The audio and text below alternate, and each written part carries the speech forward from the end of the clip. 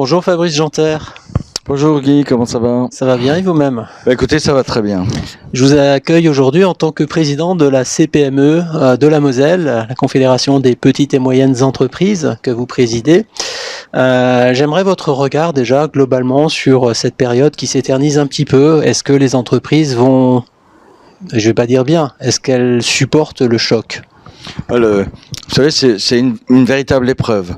Donc, on l'avait pas attendu du tout, on l'avait même pas imaginé, je crois, à nulle part. Donc là, les entreprises s'adaptent.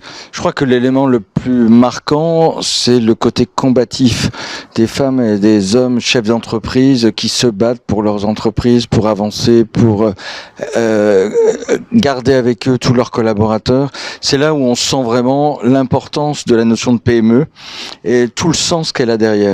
C'est un projet commun et l'épreuve là qu'on traverse le montre de façon vraiment très très nette. Alors vous accompagnez le club Messtechnopole dans sa démarche Plus fort après la crise, qui est financée par le FACT, le Fonds d'aide aux conditions de travail. Qu'est-ce qui vous frappe le plus dans les 10-12 entreprises qui ont été entreprises ou organisations qui ont été accompagnées dans le cadre de cette démarche, puisque vous êtes membre du comité expert, vous avez donc eu un regard très large sur les ressentis, les complexités, peut-être aussi les petites victoires, les innovations. Qu'est-ce qui vous frappe? Je pense, vous savez, ce qui est intéressant au travers finalement des travaux qui ont été menés, mais en live, direct avec les entreprises et pendant la période qui était délicate.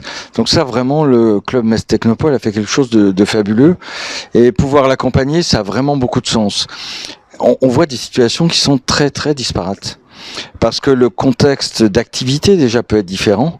Il y a des activités qui tout d'un coup n'ont plus été autorisées, d'autres partiellement, d'autres qui ont plus s'envolé vers d'autres choses. Mais on voit aussi comment l'organisation passée a un impact direct sur la capacité de rebondir, sur le lien à l'intérieur de l'entreprise, comment ça fonctionne. Et les entreprises peu numérisées, par exemple, n'arrivent pas à rattraper la chose très rapidement. Donc c'est possible de rattraper. Surtout, il faut jamais perdre courage. Et beaucoup l'ont fait ou sont lancés vraiment dans cette aventure-là, par exemple. Mais sur l'organisation aussi interne, les liens entre les différents services, on voit comment finalement l'ensemble de chacune des entreprises arrive à passer les caps. Est-ce que vous pensez que les entreprises, une fois qu'on sera sorti de cette période difficile, vont revenir à des pratiques qu'elles avaient un peu ancrées dans leur gène, comme vous l'évoquez, ou est-ce que réellement on aura appris des choses? Vous avez l'espoir que quelque chose aura vraiment changé?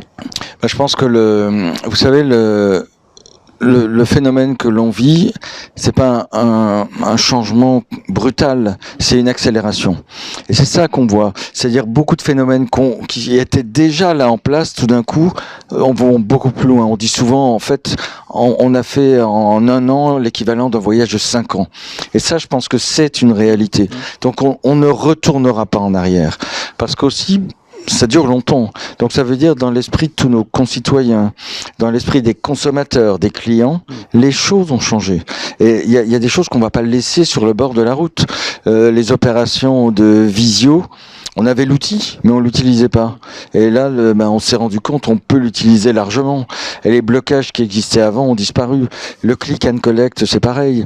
Mais c'est aussi aller plus loin dans sa démarche pour offrir d'autres choses à ses clients. C'est le lien aussi, vous savez, de solidarité entre les entreprises d'un même territoire. Pourquoi c'est important d'aller consommer, acheter des services ou des biens chez des entreprises qui sont tout à côté. Ça fait longtemps qu'on le disait à la CPME et je crois que là, ça a été encore plus partagé qu'avant parce que c'est vraiment une question de survie.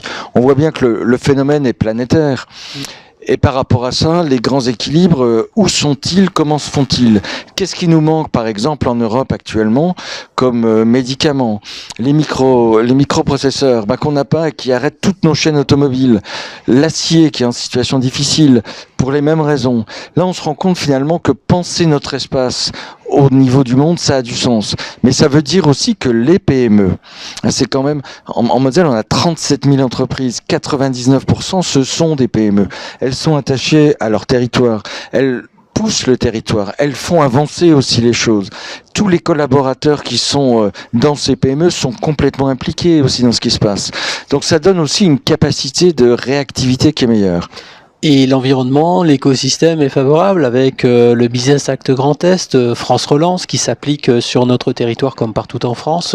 Ce sont aussi des leviers pour aller rebondir puisque vous avez utilisé le terme. Alors c'est tout à fait vrai. En particulier, jamais on a vu l'État mettre autant de moyens pour passer cette crise pour les entreprises et les collaborateurs. Donc ça a été la première vague avec tout ce qui était lié au chômage partiel, les PGE qui ont été mis en place, ensuite France Relance, 100 milliards qui est positionné là-dessus.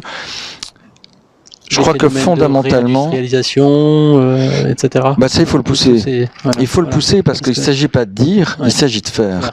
Et je crois que là, on se retrouve vraiment sur le terrain des entreprises. Quand on dit entreprise citoyenne, agir, faire, transformer. Je crois que nos entreprises, elles sont dans ce process-là. Il y a une chance aussi qu'on a.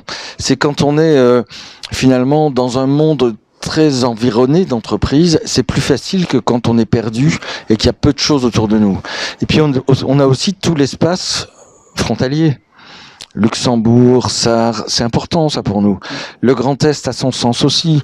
Et notre université, Nancy-Metz, qui fonctionne bien, qui apporte les grandes écoles, tout ce monde-là en fait se retrouve encore mieux parce que on se dit, face finalement à un obstacle d'importance, quelle chance on a d'avoir tout ça.